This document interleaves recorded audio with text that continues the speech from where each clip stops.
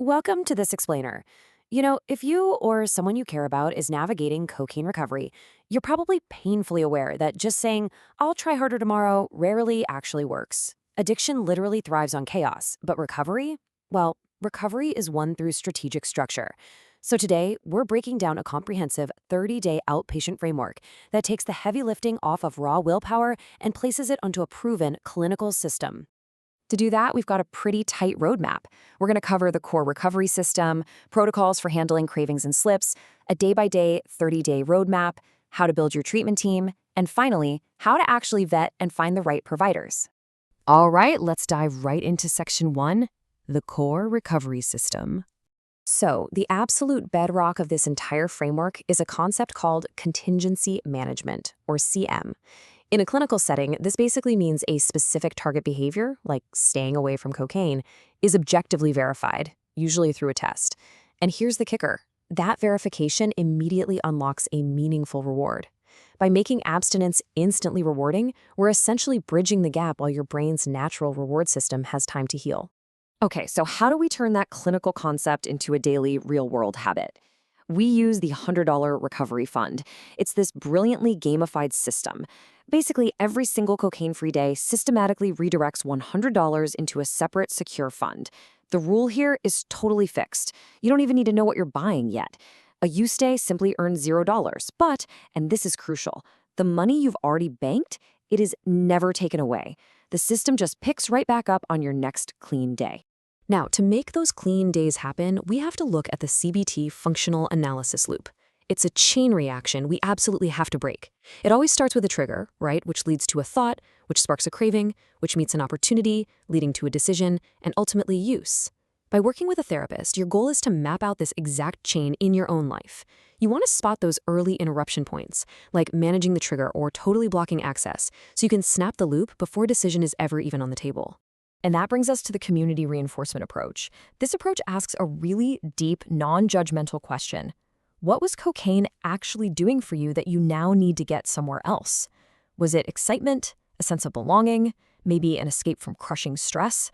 You can't just remove the drug and leave a giant void.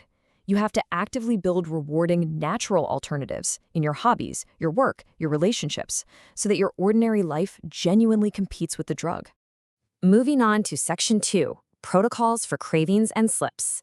We manage this by categorizing cravings into green, yellow, and red zones on a 0 to 10 intensity scale, which gives us an incredibly clear pre-planned checklist. If you're in the green zone, 0 to 3, you just go about your planned day. If you hit yellow, you need to intervene, change your location, grab some water, text a friend.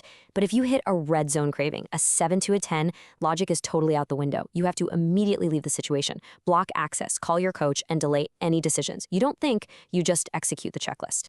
I absolutely love this reframe from the source material. It says, a craving is a state, not an instruction. It's such a powerful reminder that even when the emotional and physical intensity peaks, you can just observe it. You don't have to negotiate with it. You definitely don't have to act on it. It's just weather passing through. It is not a command you have to obey. But look, what if a slip does happen? The program is highly pragmatic about this. If a slip occurs, absolutely do not shame yourself, and whatever you do, do not restart your calendar back at day 1. Instead, you run this exact 6-step slip protocol. You stop further use, secure your immediate safety, and contact your team. Then you logically review that trigger chain to see exactly where your protections broke down. You modify your plan by adding a new barrier, and you continue. You keep the money you already earned, and you keep moving forward. Which leads us nicely into Section 3, the 30-day recovery roadmap. This timeline breaks your first 30 days down into 4 distinct tactical missions. Week 1 is all about breaking that automatic loop, getting your medical setup, mapping triggers, and planning for those high-risk hours. Week 2 shifts into handling cravings, where you literally rehearse refusals and practice observing urges. Week 3 expands outward to building a competing life, auditing your relationships, and filling empty hours. And finally, Week 4 is heavily focused on relapse prevention and rehearsing for future high-risk situations. Anchoring every single one of those 30 days is a super simple but absolutely vital evening routine. This is where you track your hard data. You record if you used, you note your highest craving level, you pinpoint your biggest trigger, and write down the coping mechanism that actually saved you. And the best part? If you are cocaine-free, this is the exact moment you mentally or physically add that $100 to your recovery fund. It is a daily, undeniable win. By day 30, that daily $100 redirection means you could have accumulated up to $3,000.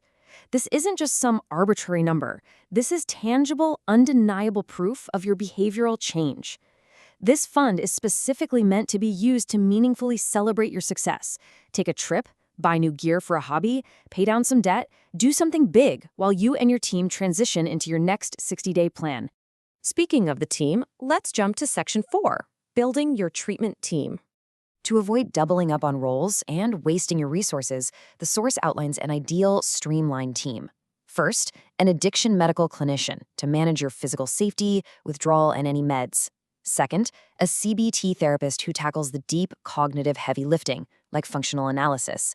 And third, a recovery coach. This is a peer specialist who provides that crucial, daily, on-the-ground accountability, doing those morning and evening check-ins to keep you totally dialed in. Now, the program makes a massive distinction when it comes to emerging alternative treatments. Yes, there is very promising research out there regarding psilocybin for cocaine use disorder, but that research involves rigorous clinical supervision, medical screening, PrEP therapy, and professional integration.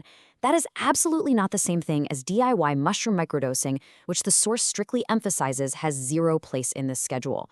If you're exploring psychedelics, it has to be legally and clinically supervised, period. Finally, let's wrap up with Section 5, vetting and finding providers. Our source provides a specific shortlist to kickstart your research, specifically focused on Lebanon. Now, these aren't automatic endorsements, just solid leads to vet. It highlights integrated programs like AUBMC and SCOON, alongside specific addiction psychiatrists like Dr. Taylor and Dr. Ohayek. And a quick tip, your recovery coach can be entirely online, which means you can secure that daily check-in support from literally anywhere in the world. When you do reach out, use this exact script. Seriously, write this down. Ask them word for word if they coordinate outpatient treatment based on contingency management plus CBT and CRA with frequent recovery coaching. This guarantees you are talking to someone who actually understands formal evidence-based systems rather than someone just offering vague encouragement. You are building a tactical team, and they need to know the playbook. So I'll leave you with this final thought. Addiction inherently thrives in chaos, isolation, and automatic habits. But as we've seen in this explainer, recovery is strategically won through structure, objective support, and systematic action. Willpower is going to fade, but a well-built system holds strong. So looking at the tools we just unpacked, who are you going to call to start building your treatment team today?